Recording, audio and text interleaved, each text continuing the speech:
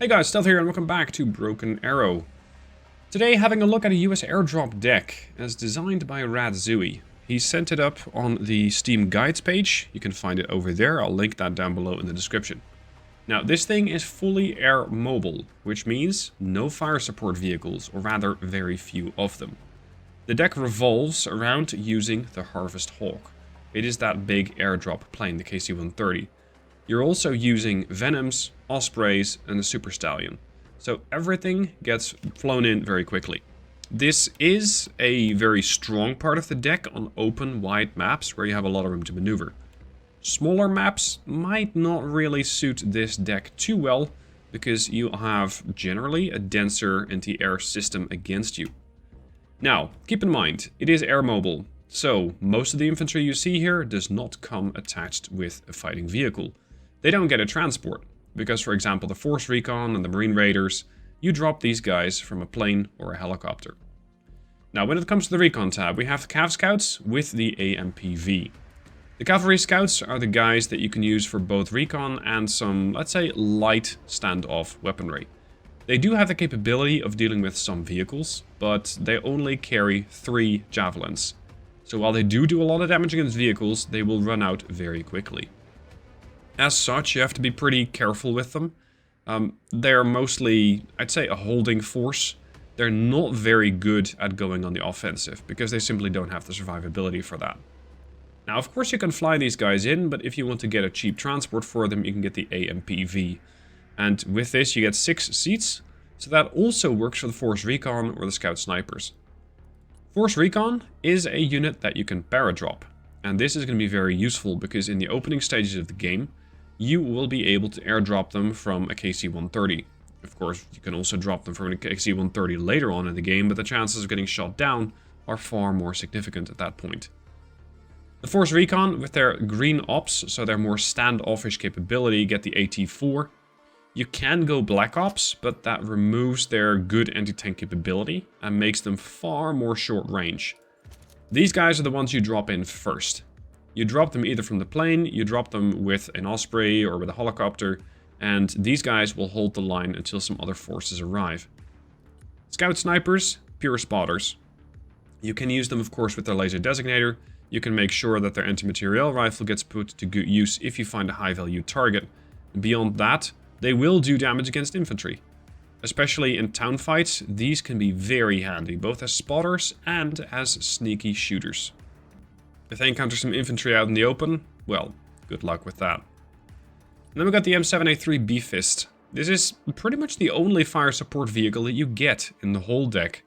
So treat these guys with respect. They do get a Bushmaster, they get an M240. What they do not have is an HEGM. This is pretty significant, because it means that they'll do very well against other infantry, against vehicles to some extent, but encounter a tank, and you're going to have a very rough time with this unit. It does have very good optics, 2400, the Scout Snipers are at 2000, so the Force Recon slightly less, and then we have the Cav Scouts at 1700 again, so their spotting capability is top notch. They do come with an APS, they also come with smoke, so if you are overwhelmed you can smoke up, if you're getting missiles incoming, you can shoot those down, and they do come with a laser designator. I haven't really used these with a laser designator as such, because I find it to be a bit too micro-intensive. I'm not quite at that level yet, but it is something that can really make a difference when you're trying to attack the enemy. Now, moving on. Infantry. 4 Marine Raiders. These guys, with their standoff capability, are going to be, again, airdroppable. So you drop these guys off early, especially in tandem with the Force Recon. The Force Recon are going to be able to spot what comes in, and the Marine Raiders actually deal with whatever threat that is. Take note, they do not have a transport. This way you are able to get up to almost a perfect 2000 points, but if you want to have these guys get driven in, well, you're going to have to use, let's say, borrow the AAVP. This has 21 seats, so you can bring in a full squad of Marine Raiders. Of course, you can also bring in a full squad of Marines, but you only get 4 of these for quite a lot of infantry units. These are the front lines. These are, let's say, the guys that you do town fighting with, because that grenade launcher is very, very useful. They also carry a lot of AT6, And with this, considering they got 6 tubes, they can fire very quickly at incoming vehicles. The Cat Dragon, they look a little funny, the way that they're carrying the M2 Browning. These are slightly more defensive infantry units. They have a dragon, they have 2 launchers with 8 missiles in total, 6 missiles in total. Pretty effective against vehicles. Yes, you're going to have to deal with APS systems, of course, and that means some of them are not going to get through. But you get a good amount of missiles, and if you're encountering one tank, which does have APS, you will still ideally get a couple of missiles to connect. The M2 Browning is very good at dealing with enemy infantry.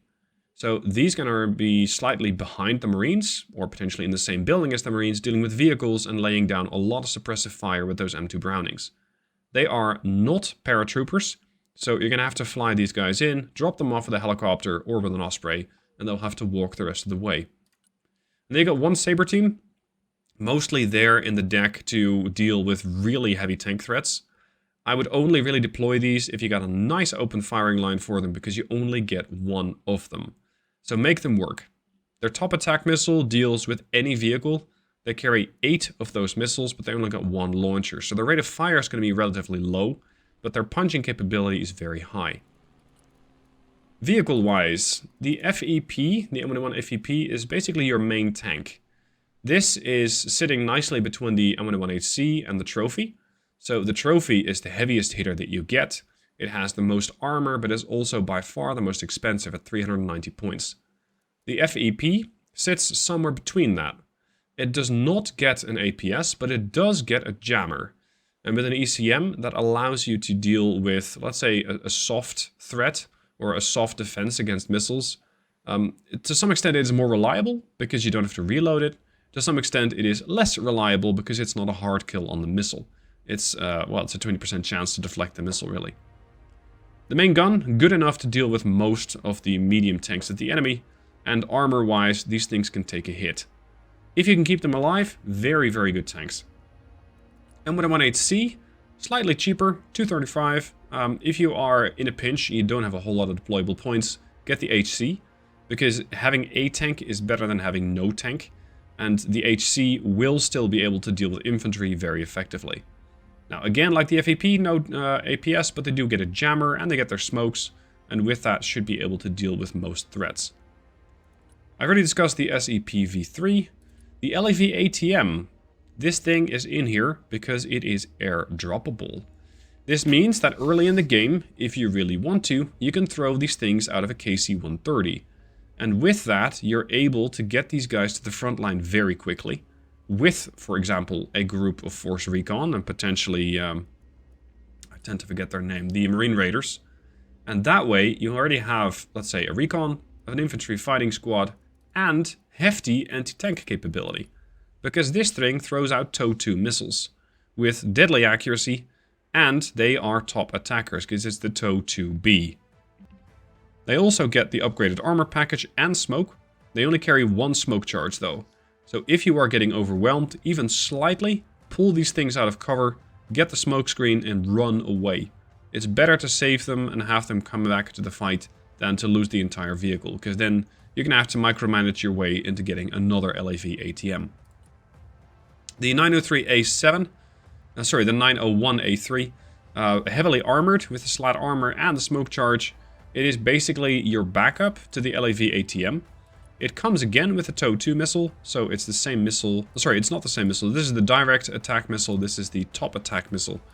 It is mostly there to round out the deck. Next up, supports. LAV-AD, very important unit, because like the other LAV that we saw, the AT vehicle, this one is airdroppable. And with that, you are very much capable of throwing this thing out of a KC-130 with infantry, and you suddenly have a very potent anti-air unit. This is going to be most of the time, depending on how far you're trying to extend, is going to be faster than, for example, getting a couple of helicopters to reach an objective. So as the LAV-AD reaches the ground, you immediately have a defense against enemy helicopters, which might be trying to go for the same objective. You also get the LAV-L.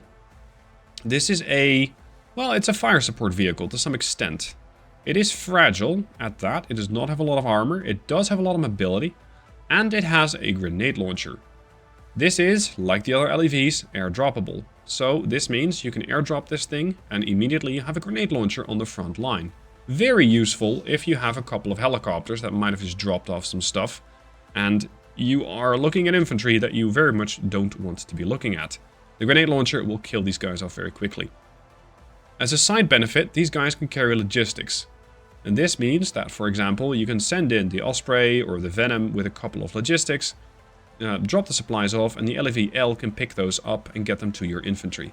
So they're not just a fire support vehicle, they're also let's say a light logistics unit. Another Logi unit over here is the M548A3. Nothing really special about this, it's not even armed, it's just there to carry more logistics, 5,000 in this case. It is, however, not airdroppable. The LEV-M is, although arguably, I'm not really sure when you would want to airdrop this. Maybe, if you're trying to get to a flanking position, you can airdrop these, but it's a mortar, it's not that likely to do a whole lot of flanking. With the LEV-M, you can immediately get a lot of fire support with HE. You can smoke up units, either offensively or defensively. So defensive if you're trying to leave a position. Offensively, you smoke up the enemy, let's say ATGM position or an infantry position, and then you attack with your own forces. The Atacams. If you really want something destroyed, the Atacams is your way to do it. It does come with a hell of a punch. Those two ballistic missiles are going to leave, let's say, a reminder of the prowess of your forces. I generally find that I tend to forget about this unit. That's mostly my fault. It can be swapped out for another unit if that is something that you prefer. If you, for example, want to be able to get laser-guided munitions onto a target that will work in coordination with your sniper teams, you can get the HIMARS with the PRSM. The Atacams is not laser-guided, so the Atacams itself, nor the Atacams version of the HIMARS works with that. The Cluster, not laser-guided, and the high explosive warheads are laser-guided, so that can work. But then, where do you leave the other 100 points? You already get all the slots filled up, so yeah, you can go for the HIMARS, or you can go for a Paladin with laser-guided munitions. Up to you. In this case, Radzui, who created the deck, has picked the Atacams, and I'm sticking with that. Next up, a Pivads.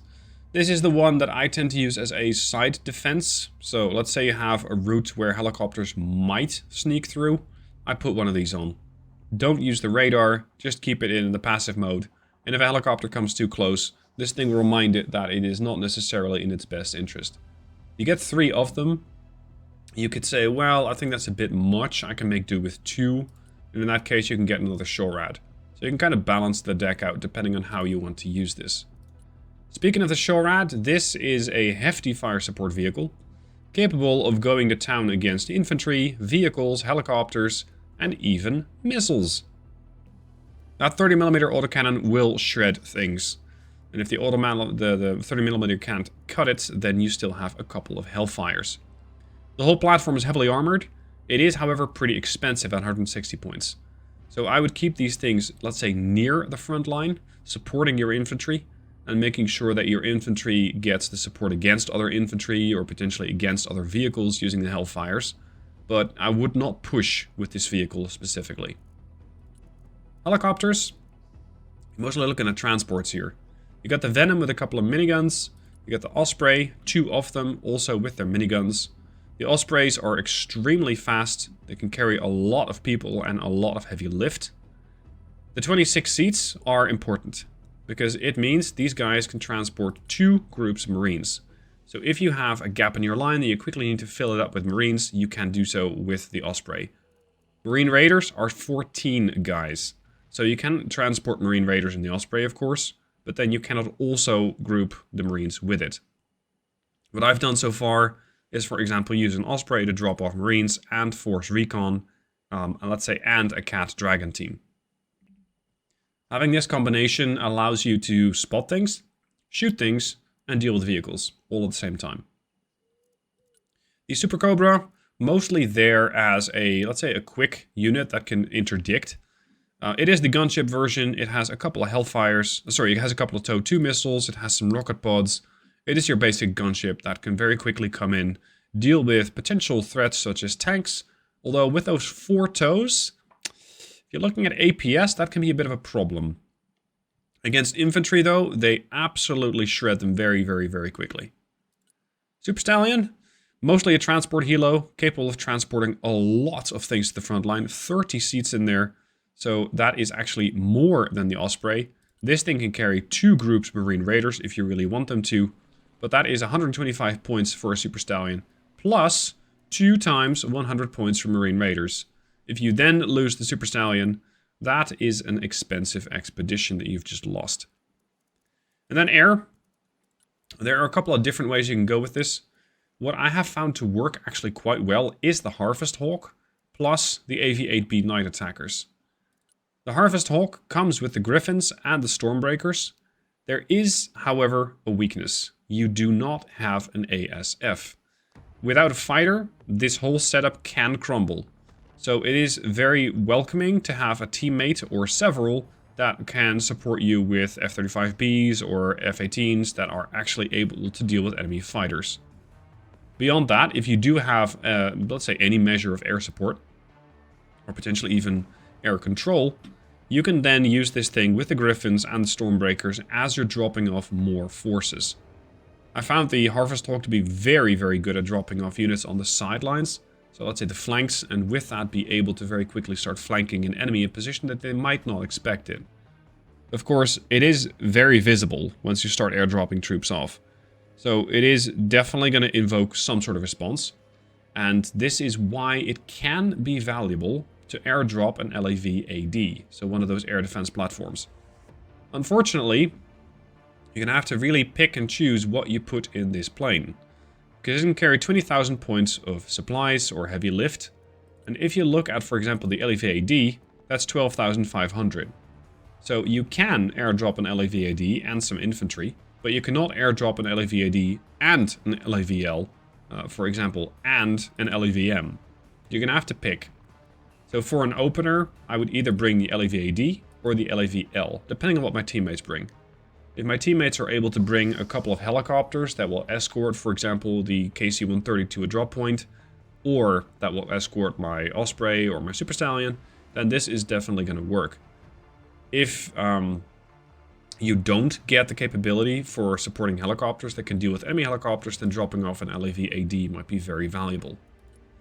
And then we have the night attack version of the Harrier.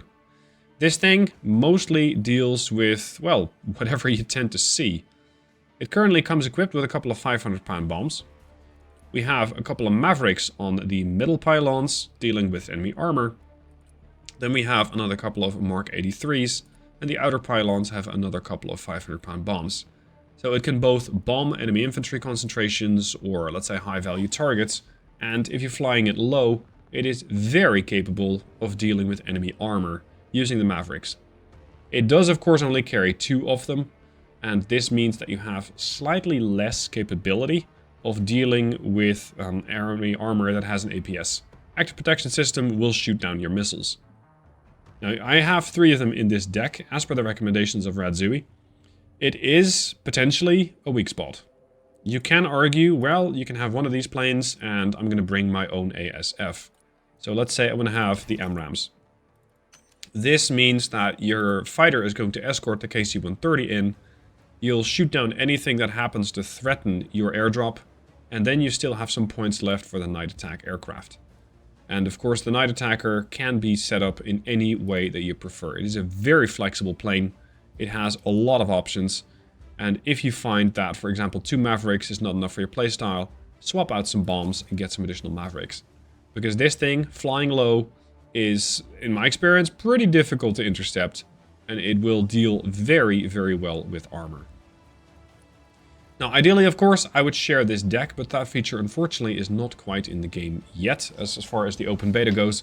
Potentially later, in the closed beta, we'll be able, in the full release, we'll be able to share the decks. I do believe that feature will be there. Hope you guys enjoyed the video. Let me know what your thoughts are down below. Radzui, thank you for the guide. I'll be sure to link that down below in the description. I've had some good success with this deck. I do like it.